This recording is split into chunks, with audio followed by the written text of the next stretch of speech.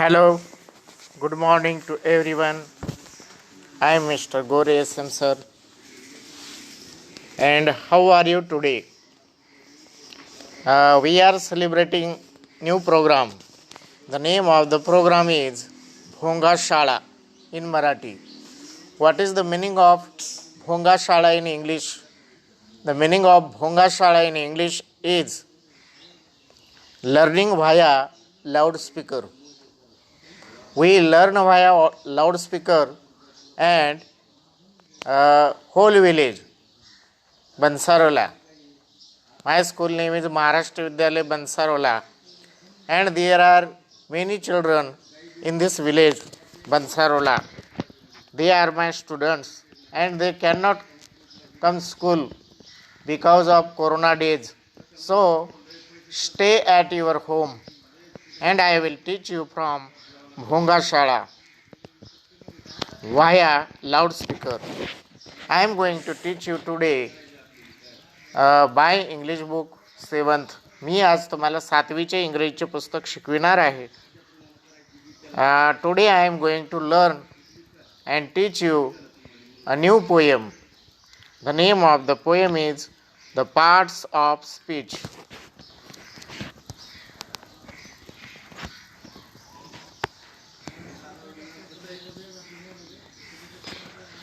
Every name is called a noun, as field and fountain, street and town. Every name is called a noun, as field and fountain, street and town. In place of noun, the pronoun stands, as he and she can clap their hands. In place of noun, the pronoun stands, as he and she can clap their hands. The adjective describes a thing, as a magic wand or a bridal ring. The adjective describes a thing, as a magic wand or a bridal ring. The verb means action, something done, to read and write, to jump and run. The verb means action, something done, to read and write, to jump and run. How things are done, the adverbs tell, as quickly, slowly, badly, well. How things are done, adverbs tell, as quickly, slowly, badly, well. The preposition shows relation, as in the street or at the station. The preposition shows relation, as in the street or at the station. Conjunctions join in many ways, sentences, words, or phrase and phrase. Conjunction join in many ways, sentences, words, or phrase and phrase. The interjection cries out, hark! I need an exclamation mark. The interjection cries out, hark! I need an exclamation mark. Through poetry, we learn how each of these make up the parts of speech.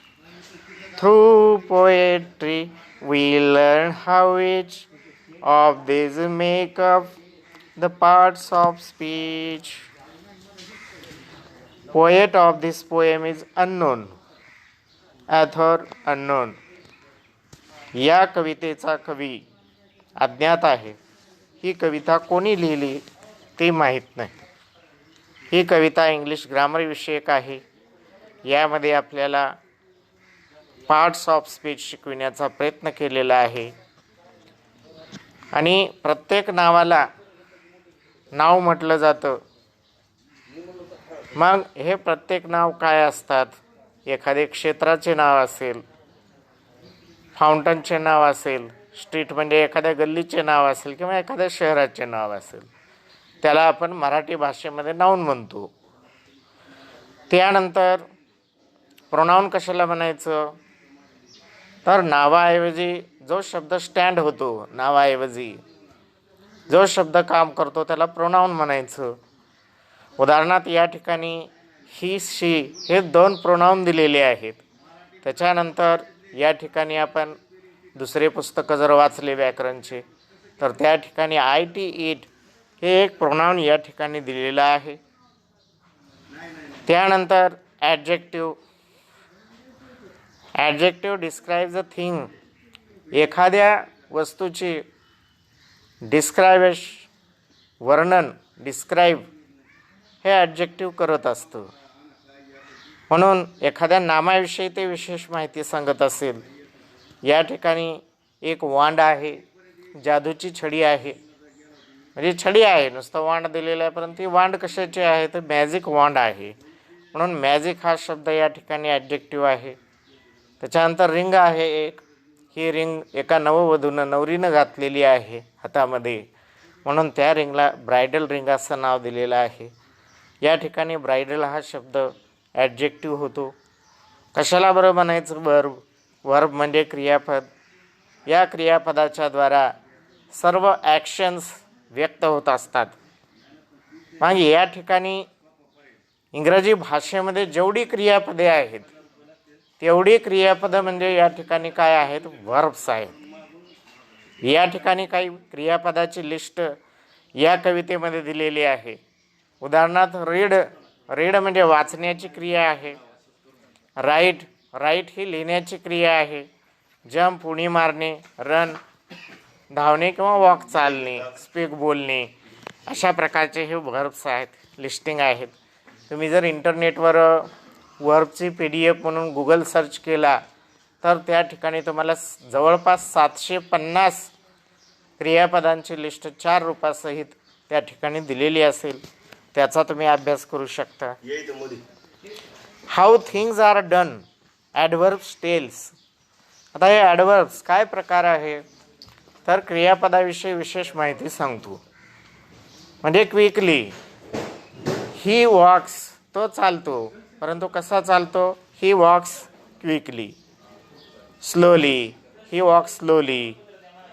Badly. Badly म्हणजे अत्यंत वाईटपणे. He speaks badly, तो अत्यंत वाईटपणे बोलतो.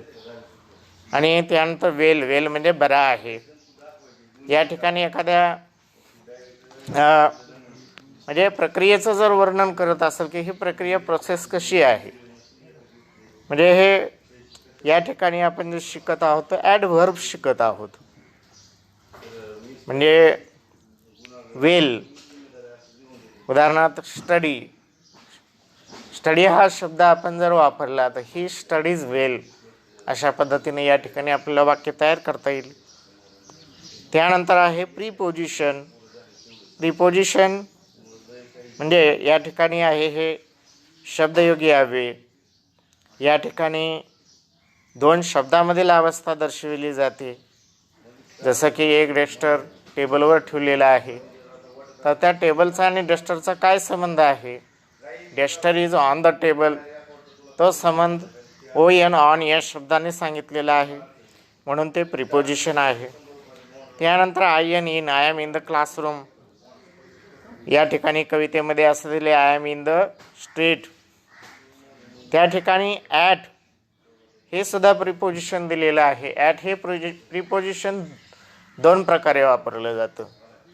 म्हणजे एखाद्या गावी मी आहे हे सांगण्यासाठी, उदाहरणार्थ आय एम ॲट मुंबई, किंवा एखादी टायमिंग दर्शविण्यासाठी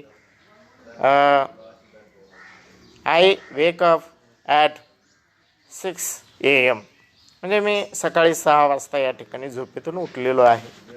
त्यानंतर आहे कंजक्शन्स. कंजक्शन्स म्हणजे जोड देणे. एखाद्या 2 वाक्यांचा जोड असेल, किंवा 2 क्रियापदांचा जोड असेल, किंवा 2 व्यक्तींचा जोड असेल, या ठिकाणी सेंटेन्सेसचे सुद्धा जोड देता येतात. त्या ठिकाणी वर्ड्सचे, शब्दांचे जोड देता येतात. वाक्प्रचारांचे जोड देता येतात. उदाहरणार्थ राम अँड लक्ष्मण, त्याच्यानंतर डे अँड नाईट, म्हणजे अशा प्रकारे. त्या ठिकाणी नंतर इंटरजेक्शन, क्राईज आउट, हार्क, हा इंटरजेक्शनचा प्रकार या ठिकाणी दिलेला आहे. आणि HARK, हार्क, हे या ठिकाणी इंटरजेक्शन आहे. आणि अशा प्रकारे इंटरजेक्शनच्या वेळेस आपण एक्सक्लामेशन मार्क म्हणजे उद्गारवाचक चिन्ह वापरत असतो त्याच्यापुढं. Though poetry we learn how of this make up the parts of speech. ही कविता पार्ट्स ऑफ स्पीच यावर बनवलेली आहे.